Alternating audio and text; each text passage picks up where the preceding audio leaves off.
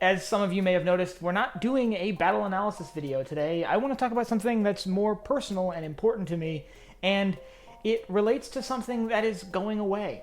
I want to talk about the Star Wars Galactic Starcruiser and what it really is, because I was lucky enough to be able to experience it over the weekend, and I want to share some of that with you.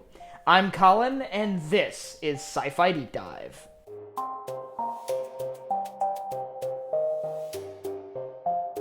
Remember, if you enjoyed this video, to head down below and hit that subscribe button, and keep in mind, regular content will begin again next week. And one more thing to say before we start. Because I was really trying to sort of absorb the experience and enjoy the experience in the moment, I didn't get a ton of video. In fact, I didn't get any video of the stuff that happens on the Starcruiser. So instead, there'll be a lot of still imagery here instead of like videos. And so what is the Galactic Starcruiser? Well, many of us probably know it as the Star Wars Hotel, which isn't really an accurate description of what it is, but that's what most of us probably know it as. It's a billion-dollar business venture by Disney to build a Star Wars-themed 2-day immersive experience in Orlando. The idea is basically that this building subs in as the Starcruiser Halcyon, which is basically like a space cruise ship that takes you through the Star Wars universe. During a 2-day voyage to Batuu, you interact with characters and have a fully immersive Star Wars experience that makes you feel like you're in Star Wars. You get to really enjoy this experience before being returned to normal life, which is rather hard to do. And all of this comes at an unfortunately very steep price tag. Disney has been criticized pretty heavily for the starting price for a room on the Halcyon, the Galactic Starcruiser, being about $4,800, give or take. And that's for just 2 people. And that's really expensive for 2 days. But I'm here to tell you what the experience was like and why it might actually be worth that cost if you can manage to afford that. Now, one more thing to throw out there before we go any further is I will be keeping this spoiler-free. There is actually a pretty detailed story to this excursion, but I want to keep it spoiler-free for now, for those of you who may still get a chance to go on, but I will eventually make one that recaps the story that takes place on board the Halcyon for those who can't witness it in person. But today I want to focus on what exactly the experience is, and what you're actually getting for that insane amount of money. Well, for starters, the obvious. It's a 2-day experience in a hotel that does a really, really good job mimicking a spaceship. There are no windows on board, which some have said is detrimental, but they're replaced with view screens that show you a completely consistent view of the stars around the ship. Well, the Halcyon is centered around an atrium, and off that atrium is a bar known as the Sublight Lounge, which serves as the ship's lounge and bar. Attached to that is the bridge, which is used for some story elements, and a gift shop, which is where mementos can be bought. Beyond that, on the lower decks, there is the Crown of Chandrila dining room, which is the main dining venue on board, and some more spaces that serve story purposes, like a lightsaber training room, a climate simulator, which is really a courtyard and a fancy get-up that makes it feel almost like the sky above you is fake, a cargo hold, and an engineering space. On top of that, there is about 100 cabins, give or take. I think it's 102 specifically.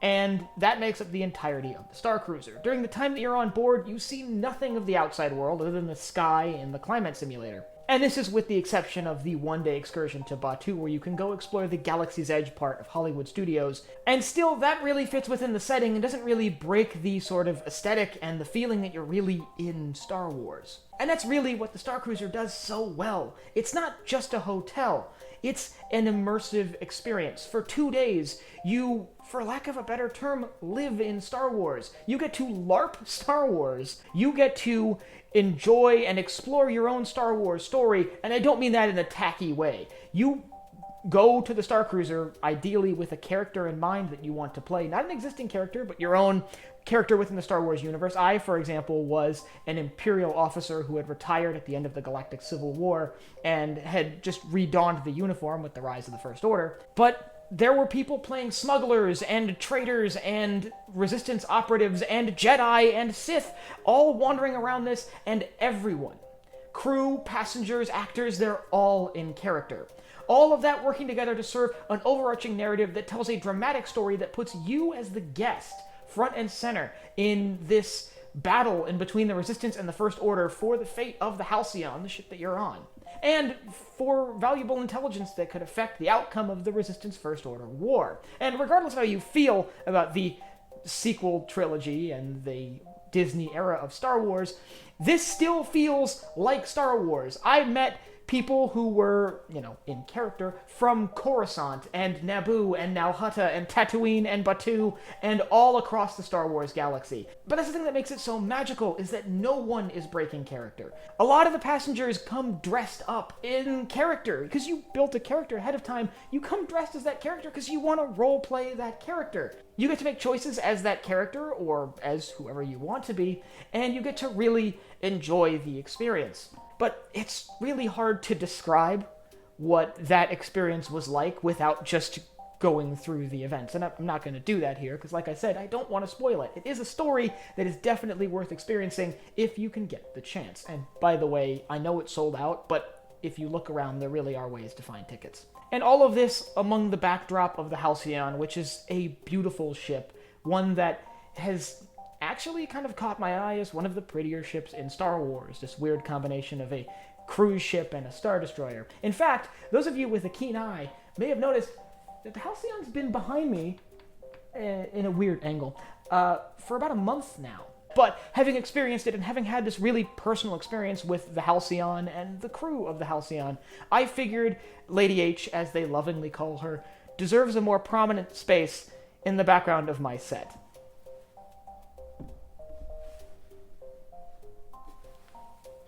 So, there you have it, the Halcyon in all her glory behind me.